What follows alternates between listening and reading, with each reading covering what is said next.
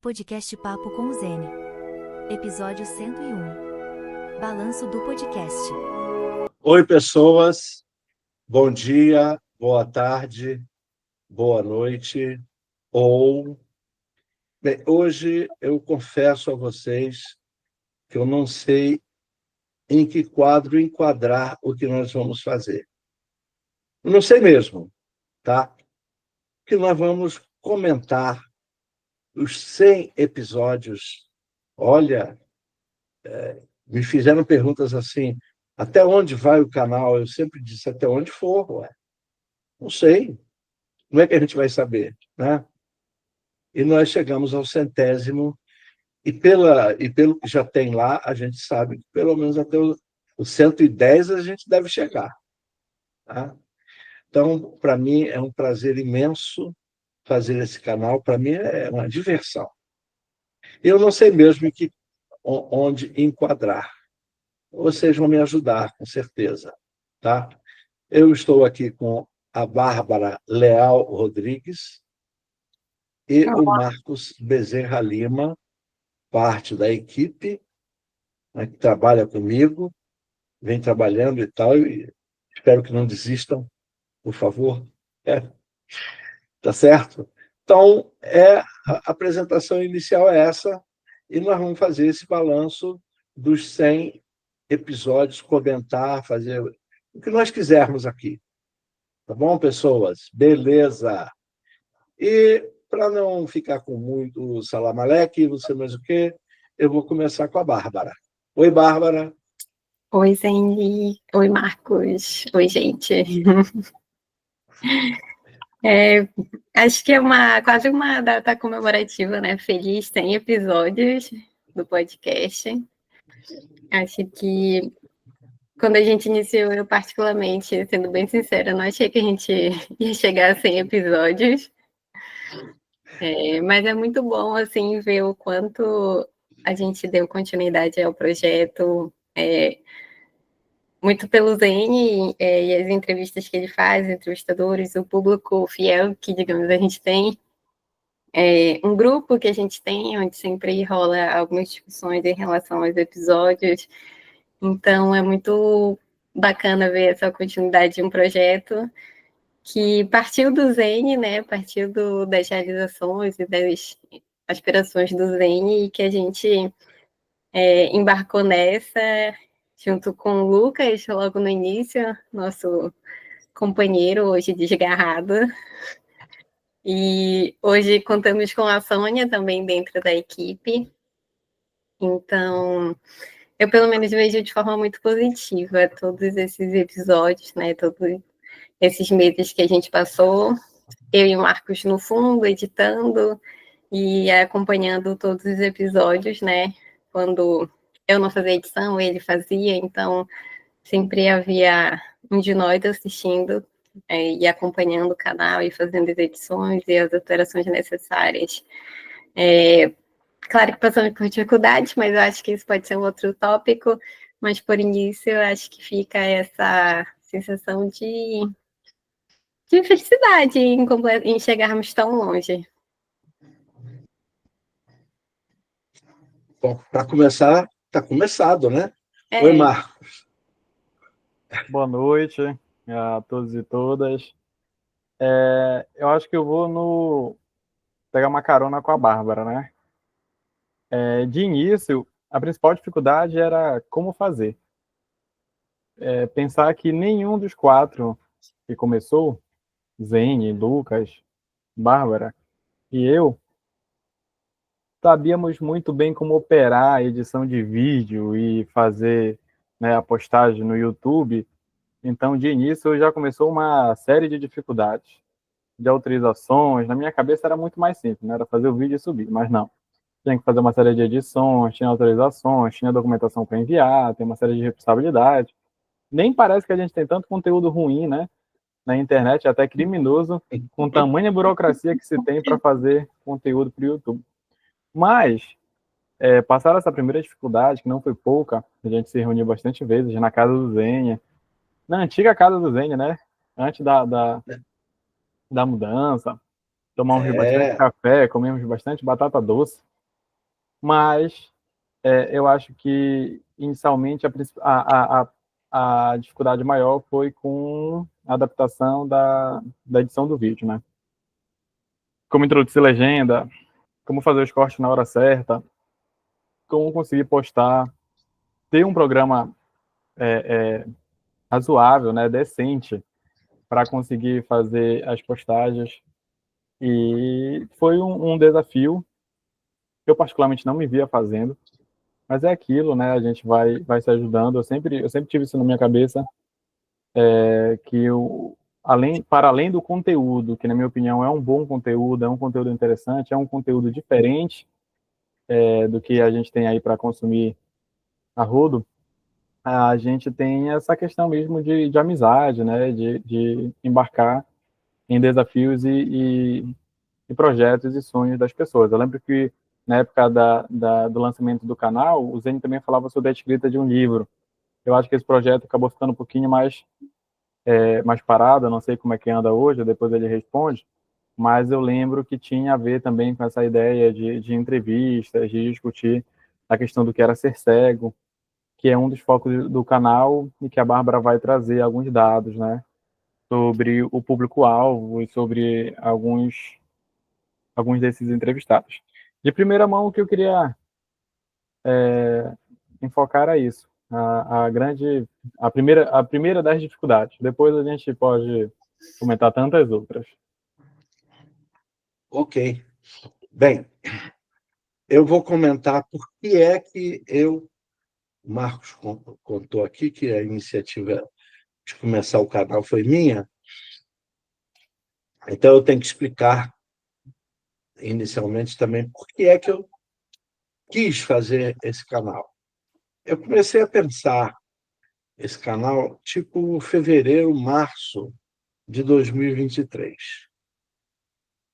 E assim, eu começo a pensar e vou pensando, né? E aí eu pensei nos quadros.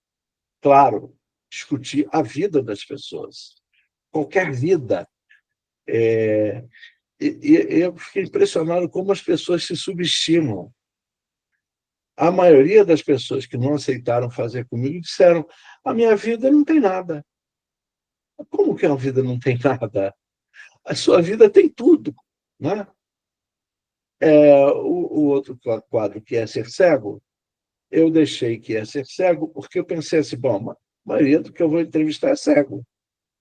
É mais meu tipo de relação. Mas se eu entrevistar um paraplégico, eu vou querer que ele explique o que é ser paraplégico. Tá? E aí eu estou me atendo a essa questão das chamadas deficiências. Né? Então, se eu conseguir ainda entrevistar um surdo, eu ainda não consegui, tá? Não consegui. Mesmo, não consegui de jeito nenhum. Mas um dia eu chego lá. E o quadro História e Literatura, ele tem um apelo do que nós fazemos. Nós estudamos história, né? E a discussão da vincular história com literatura é sempre uma paixão nossa. Uns mais, outros menos. Mas sempre existe essa vontade de ter a literatura como fonte, né?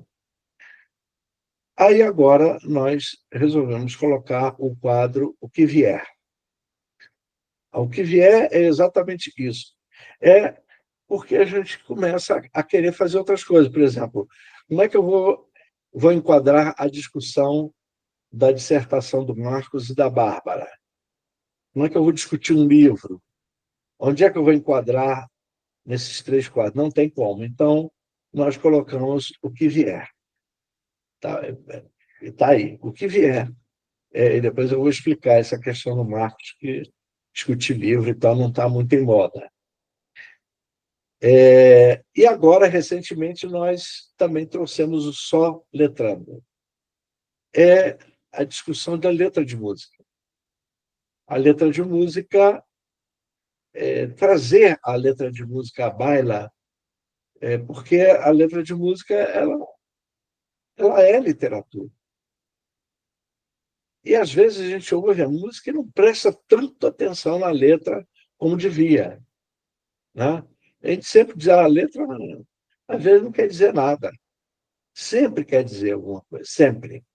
A letra é, antes de qualquer coisa, uma crônica social. Então, a gente resolveu valorizar isso aí. E uma última coisa, o meu apelo para fazer esse canal é a contribuição que a gente pode dar ao obscurantismo que está pairando sobre nós, né?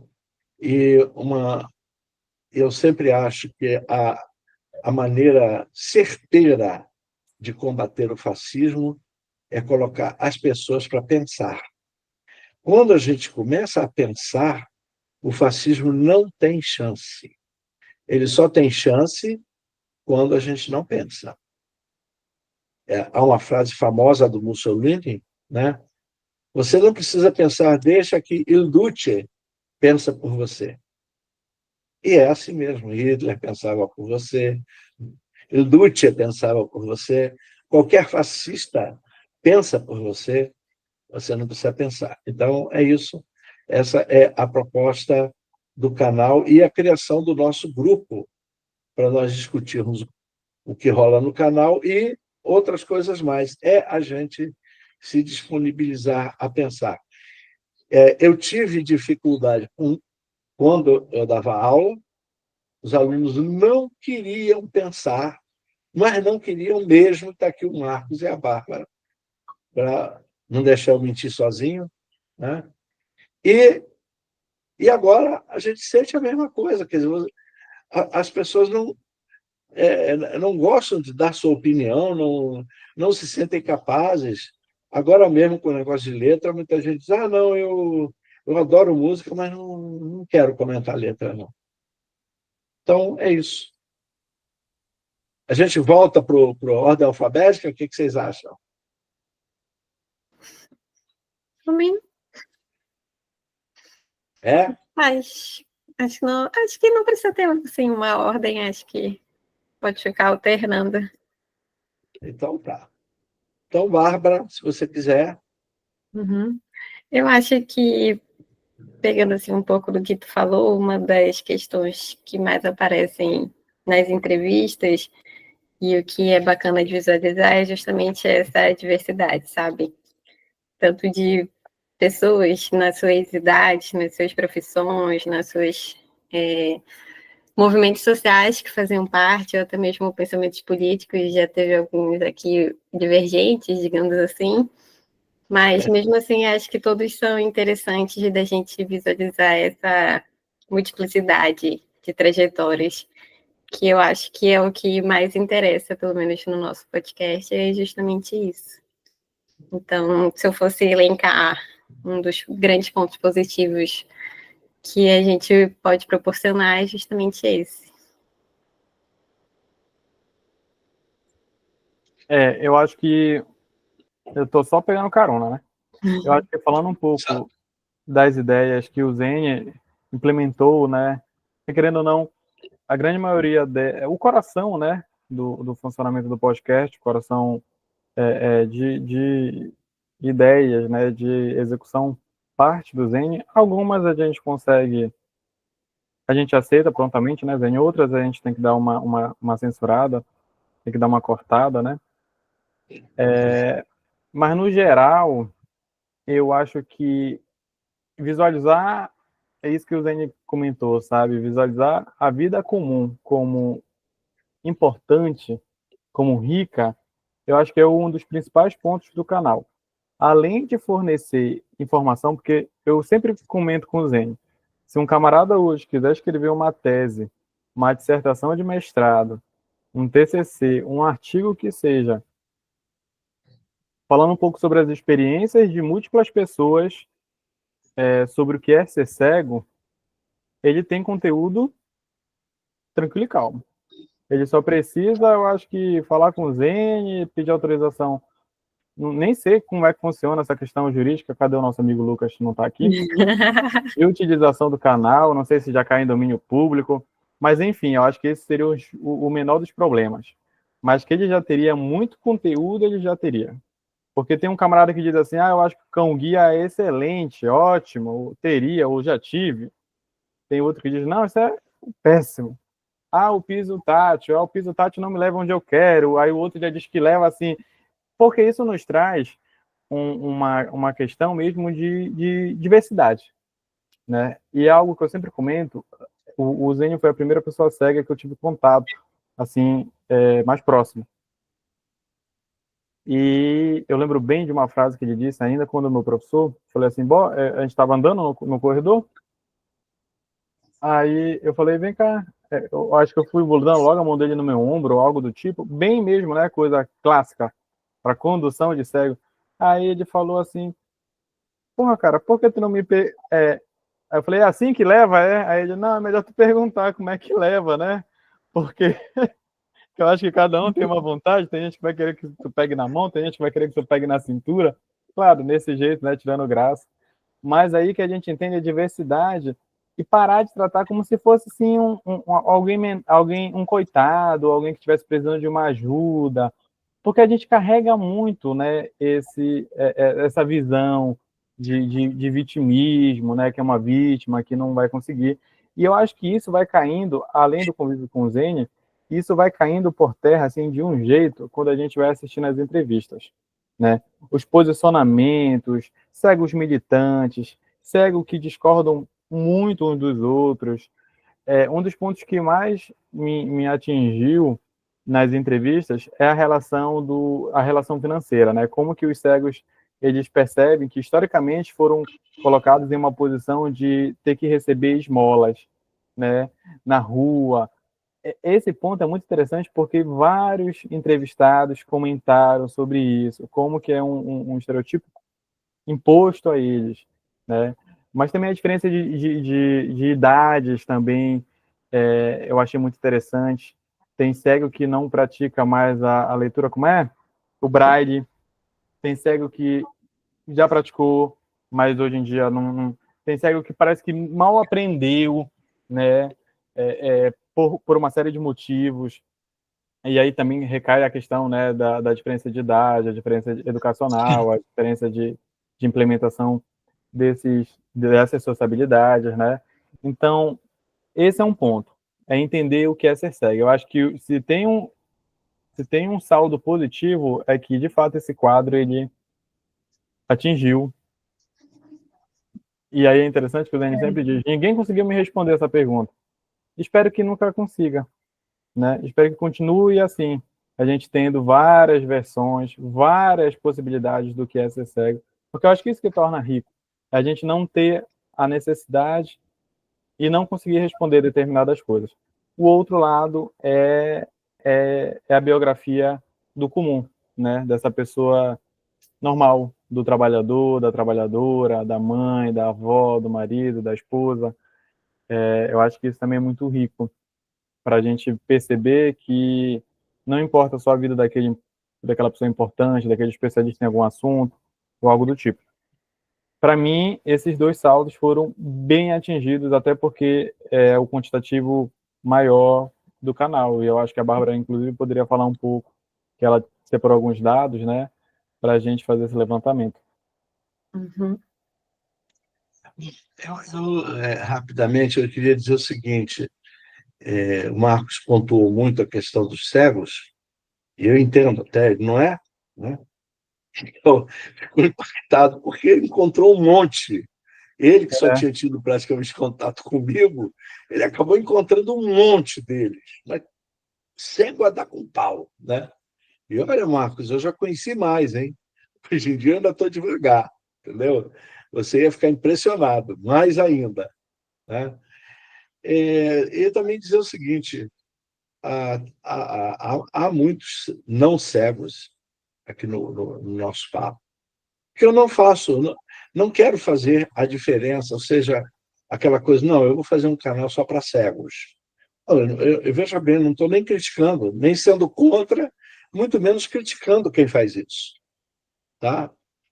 Mas, como eu estou fazendo um canal para pessoas, então aí tanto faz, é cego, é não sei o quê, São pessoas, entendeu? Então, o tratamento é idêntico. Aí, claro, quem vai trazer a diferença é a própria pessoa.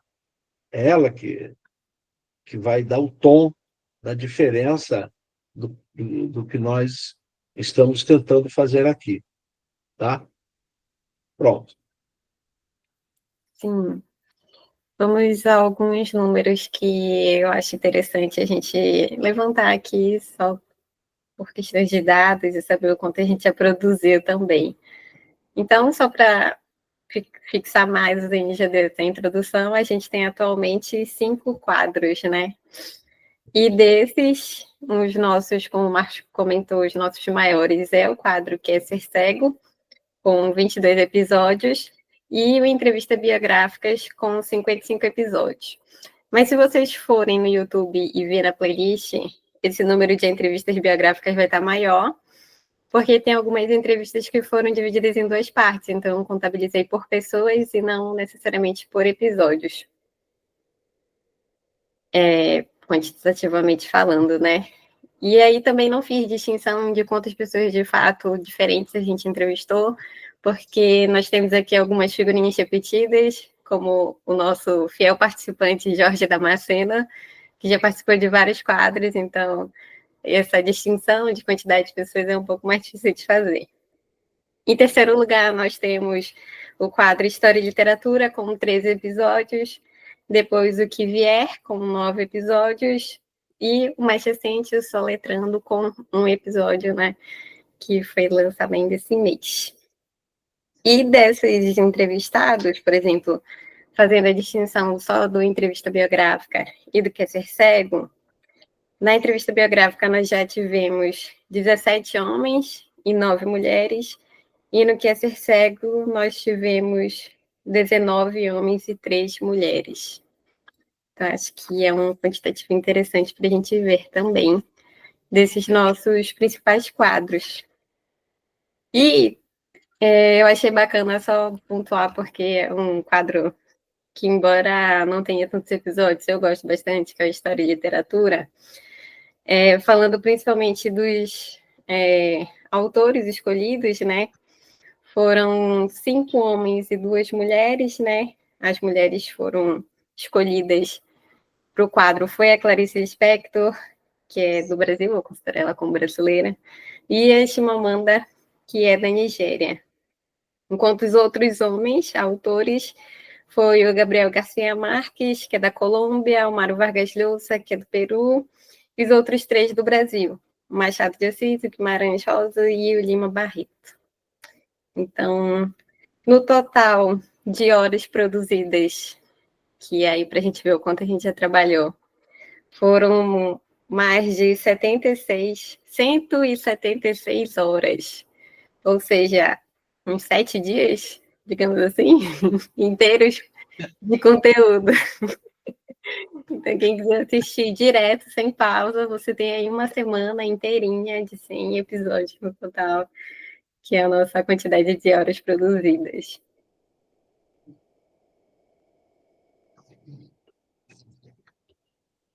Antes do Marcos falar alguma coisa, olha, Bárbara, eu sou 2 coisas: incapaz e incompetente. Eu não faria esse levantamento nunca. Eu acho bacana números, assim, em alguns momentos eu acho bacana. Uma vez, um camarada, em off, ele me disse assim: eu achei, fiquei impressionado com a quantidade de pessoas que me assistiram. E ele me perguntou: você acompanha essa coisa de quantos assistiram? Eu disse: ih, rapaz, eu esqueço. Ou seja, eu sou completamente desligado. Se vocês me perguntarem hoje em dia quantos inscritos há no canal, eu não sei. Então, eu sou incapaz e incompetente, viu, Bárbara? Sim. Bom, deixa o Marcos falar. Eu tinha que intervir aqui para elogiar. Eu não sei se eu estou te elogiando, não, viu, Bárbara? Aí você assume o que você achar. Tá? Eu acho, Marcos. ao contrário do ao contrário do Zen, que não se liga muito nesses dados, e eu acho muito interessante, até que a gente consegue ver um panorama de como o canal está andando, né? Tanto em uma relação de escolhas nossas, de quem são esses entrevistados, e aí é um ponto, né, interessante, quantidade de homens, quantidade de mulheres, mas também em relação ao quantitativo. A Bárbara, se for pegar a quantidade de inscritos do canal, em que momento ele teve um crescimento maior, uma estabilidade ou um declínio, também seria muito interessante, né? Se a gente fosse fazer temporalmente, porque o canal já está indo para quase 2 anos, né? E aí, por exemplo, desses 7 dias, né, que a pessoa teria disponível aí para fazer essa maratona de episódios,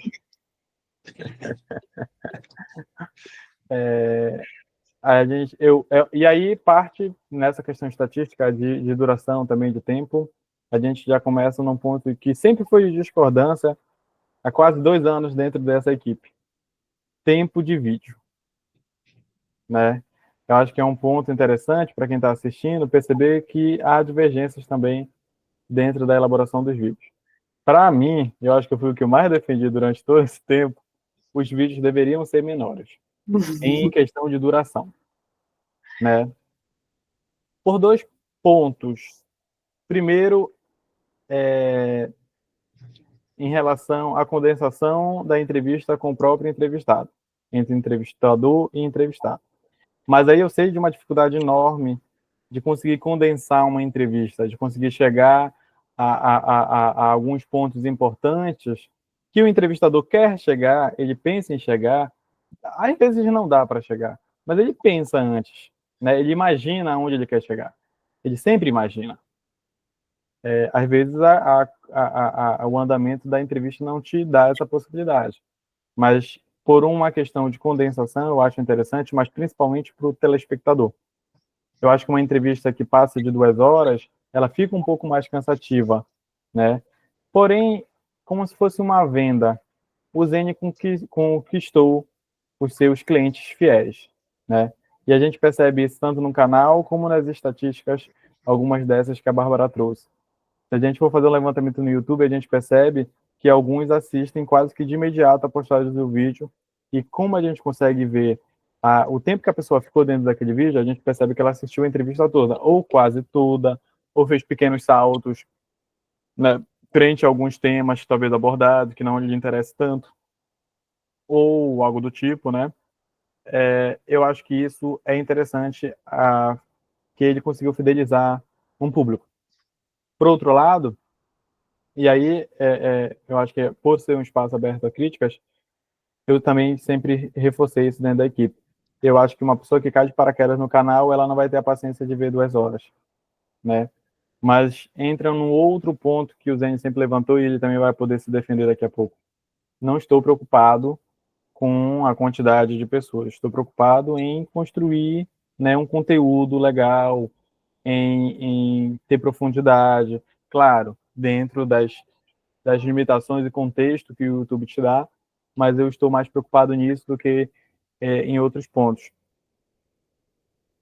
De uma maneira geral, eu acho que o canal ele conseguiu adeptos, chegamos a 100 inscritos. Tem canal aí que demora muito tempo para conseguir isso, tem canal que consegue muito rápido. A gente não tem, o objetivo nunca foi esse de investir recursos em determinadas coisas, como estúdio, como aperfeiçoar programas, instrumentário, né, em um modo geral, em relação à gravação, mesmo que de casa.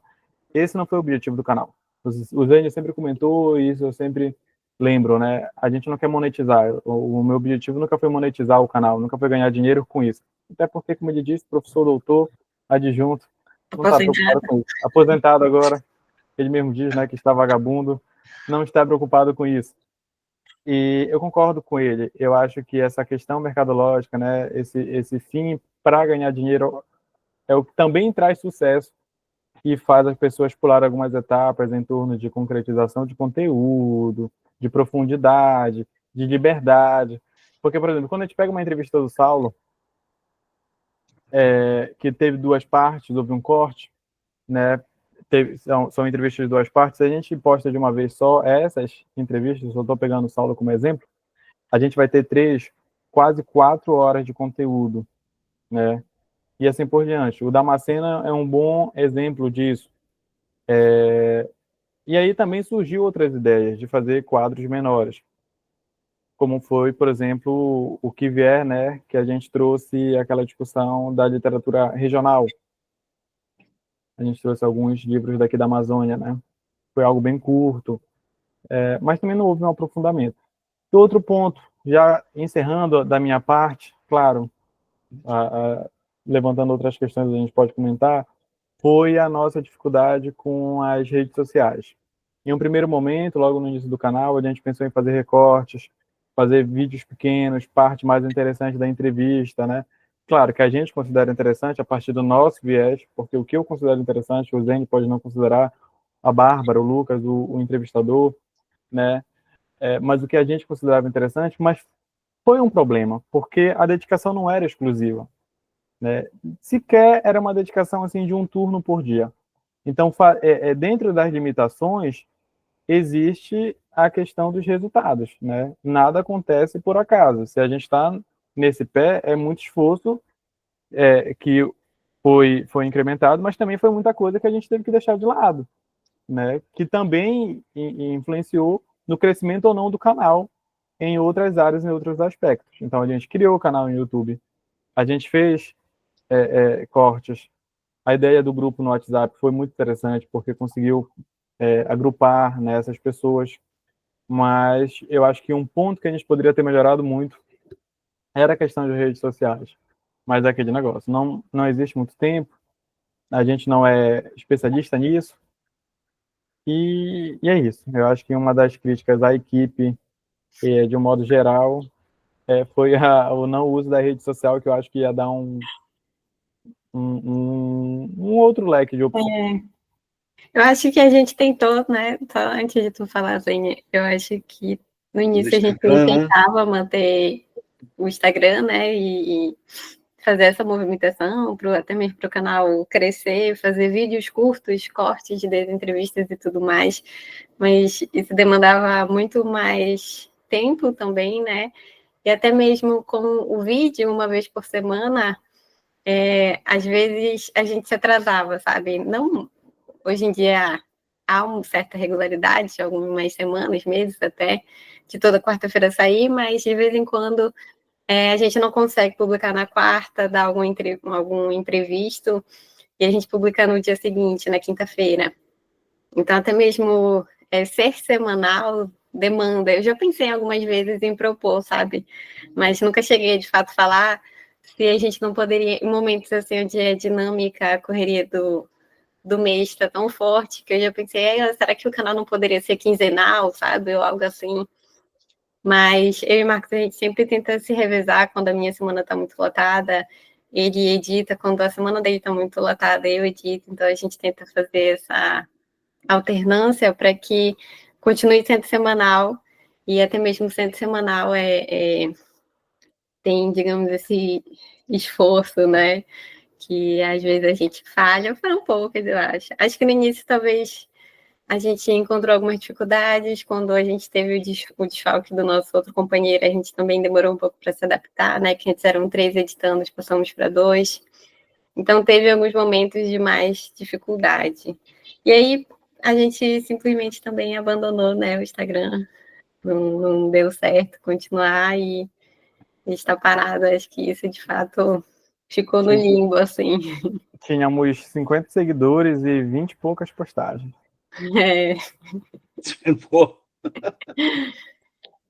O que eu queria dizer é o seguinte: bom, primeiro, eu sou péssimo de fazer esse tipo de comunicação. Aliás, eu sempre fui, né? Por exemplo, eu não consegui nunca panfletar. Eu já tive colegas, assim, amigos, que eram fantásticos, entendeu? Para fazer isso. Eu não consigo. Eu não tenho o menor pique de panfletar. E isso desde criança. Eu sempre fui assim. Eu tenho mesmo dificuldade. Tá? Se depender de mim para alavancar em comunicação e tal, pode perder a esperança. Eu também sou incompetente, viu, Bárbara? Isso aqui não é fácil, não. Eu sei fazer as coisas, mas me comunicar legal. É porque, eu não sei porquê, eu sempre acho que a publicidade tem que ter uma dose de mentira.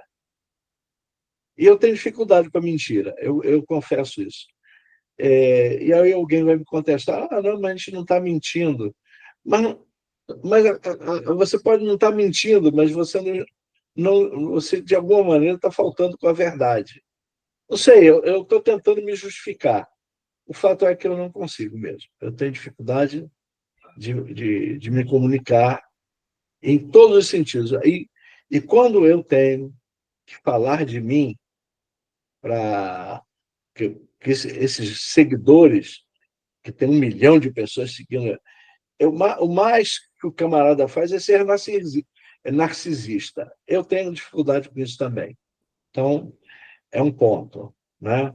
Que eu não... a outra coisa é o seguinte, realmente, para a gente fazer esse trabalho de cortes e não sei o quê, ia demandar muito mais esforço nosso para fazer isso. E nós estamos aqui como voluntários mesmo. A gente tem atividades. Eu não, que eu sou um vagabundo legal declarado, né? Mas vocês dois são doutorandos, pô. E eu fiz doutorado, sei que o negócio não é fácil, não. Entendeu? Não é uma brincadeirinha de que eu posso dispor do meu tempo à vontade. Não é bem assim, né? A Bárbara colocou bem aqui esse negócio que de vez em quando eu estou lotado, o Marcos faz e tal. E o dia que os dois estiverem, como é que vai ficar? Então, nós aqui trabalhamos com esse canal, mas a gente não se sente obrigado a fazer o canal. Quer dizer, o dia que a gente tiver obrigação, aí ele vai acabar. Entendeu? É claro, a gente se sente obrigado. Vamos fazer uma vez por semana? Vamos, tal. Mas o tipo de obrigação é muito restrita. Não, a gente não faz essas imposições, entendeu? Eu nunca cheguei para o Marcos e disse, e aí, pô, para aí, vocês não vão dar conta do negócio? Não, nunca vou fazer isso. Se algum dia não sair na quarta-feira, eu sei que é porque os dois não puderam. Ora essa. E aí, não puderam, a gente vai fazer o quê? Tem que poder? Não, não tem. Não é obrigatório.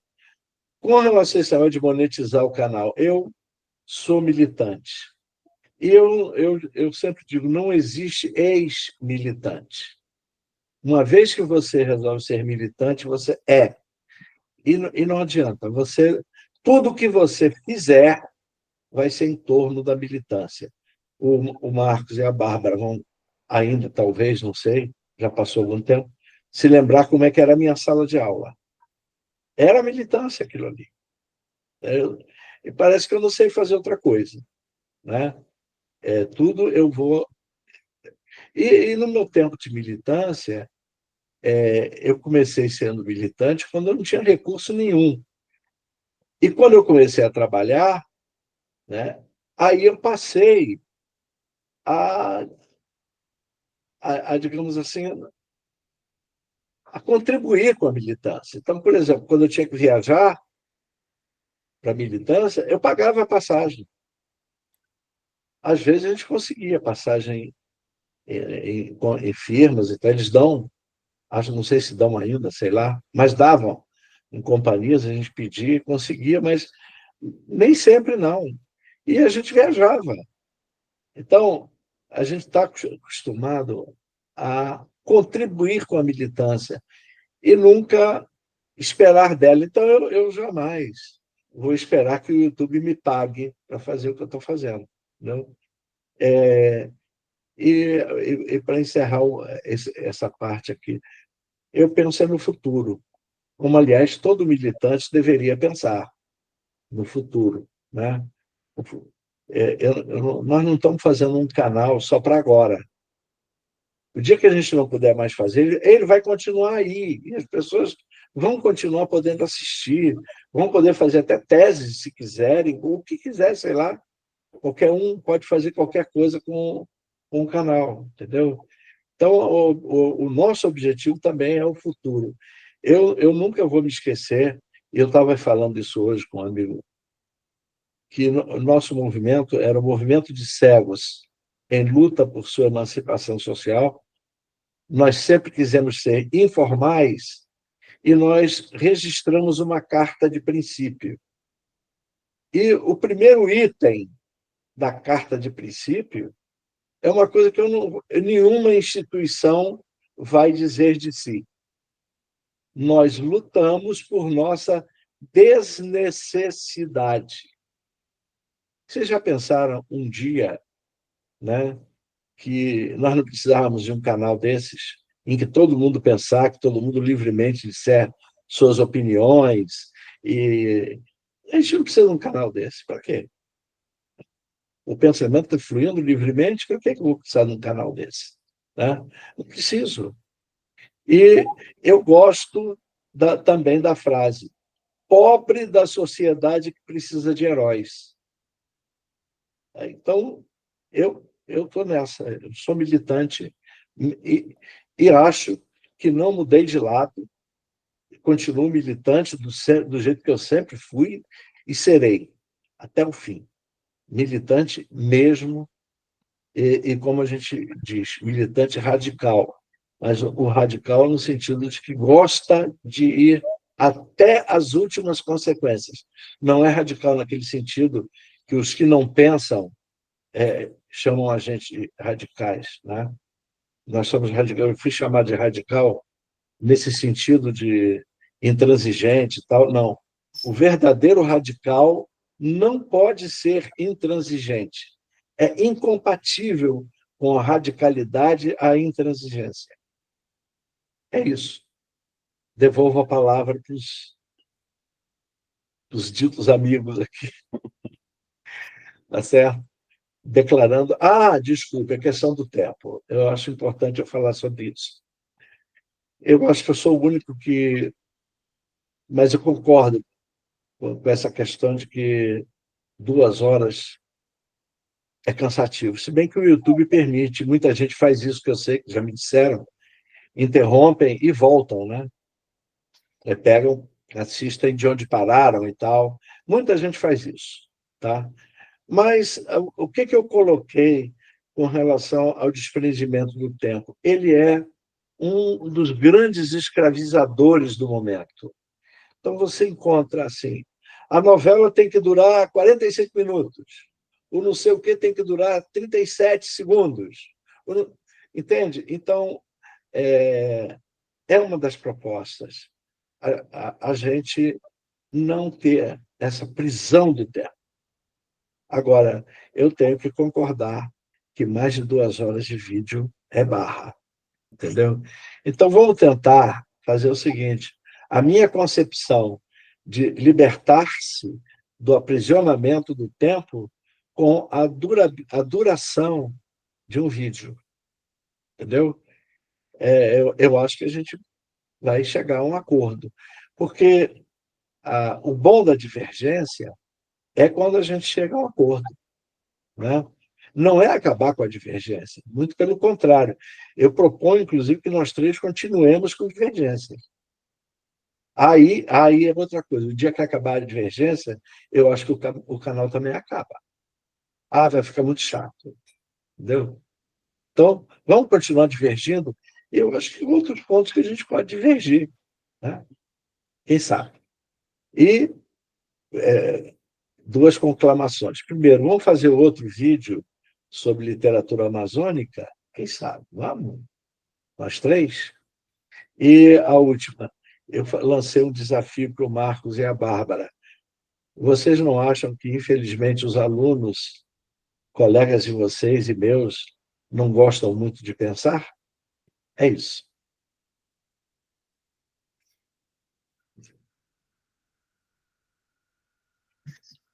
Eu acho que a gente pode sim renovar aquele nosso vídeo sobre literatura. Convidar a Sônia participar de um vídeo. Eu topo. Eu sempre quero chamá-la, mas ela é arisca. Ela é arisca. Eu Eu também acho, eu topo. acho que... Tá bem. Super toparia Vamos fazer embora. um novo episódio desse. Não é? Eu acho que é legal. Vai para o Sim. quadro que vier, como foi, né? A gente... Podemos marcar. Podemos. Em relação à avaliação do quadro, eu estou satisfeito. Eu acho que para um balanço mais geral, eu considero que ele está feito, né? Para ter um panorama assim, é mais ou menos isso. Sim, também acho. É isso? Uhum. Então, vamos fazer uma coisa. Vocês dois se despeçam e eu também. Beleza. E fazer a pergunta. Aquela pergunta que eu faço sempre.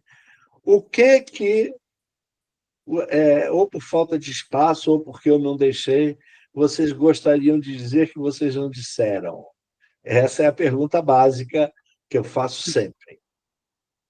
Uhum. Eu, particularmente, acho que a gente fez um bom feedback, uma boa retrospectiva. Acho que não teria mais nada para acrescentar, e só para agradecer aqueles que nos assistem, nos acompanham. É muito bom fazer parte de uma comunidade mesmo, né? Que acaba que o podcast Papo com Zen se tornou. Eu quero dizer, por não ter tido espaço, nem me deixaram, não sei se serei censurado, se eu editar o vídeo, vai para o ar, que em comemoração aos 100 episódios, o Zen está devendo uns bons petiscos e uma boa cerveja, porque é muita sacanagem fazer 100 episódios e vir para cá fazer balanço ao invés de estar comendo e bebendo. Eu queria Outra sim, mas coisa, a Bárbara não ia poder participar, eu fiquei constrangido. tá, entendi. E que a gente chega aos 200. Amém. Mas Bárbara, você vai voltar para cá em novembro, eu não estou aqui, eu vou viajar e só volto em janeiro. Não, Aí começou. quando eu voltar em janeiro, aí quando eu voltar em janeiro, vamos ver onde é que a gente, né? Aliás, Bárbara, a gente nunca fez nenhum encontro na casa do Marcos, né? Vamos obrigar o Marcos a nos receber lá? O que você acha? Bora. Eu acho que domingo de tarde. Rapaz, o pior é que eu tô tão atarefado no dia de semana. Agora até o sábado eu inventei de fazer coisa, mas domingo de tarde eu tô livre ainda. Só domingo de tarde, né? Domingo de tarde ainda não arrumei nada. Se vocês quiserem marcar. Espero que até lá você não arrume, né? Tem domingo à noite também. Tem domingo à noite. É isso, pessoal. Valeu, Quando o valeu Paysandu demais. passar para a Série A, você aí não vai ter comanda a mais. festa. Não, aí não vai ter mais tempo nenhum. Vai ser só para o Paysandu. Tá certo. Porra, meu pai, na época que ele. Meu pai era a época que o Paysandu batia no Boca Juniors, na La Boboneira, jogava Série A, batia em todo mundo. Minha época é a gente brigando aí com Atlético e brigando por rebaixamento e não sei, puta merda, é complicado o sujeito tempo história, hein? Meu caro, é isso que dá, entendeu? A gente vive para isso, né? Para cima e para baixo, o tempo É a todo. vida. Bom, eu também, então, vou me despedir e recomendar que vocês se inscrevam no canal, façam aquele like esperto, comentem e repetir sempre. O elogio é muito gostoso, mas é uma delícia, mas passa. O que fica mesmo para nós é a crítica construtiva. Essa a gente vai sempre ter que levar em conta, ok? E estejam conosco. E é isso, né? Estou andando aqui com o cursor.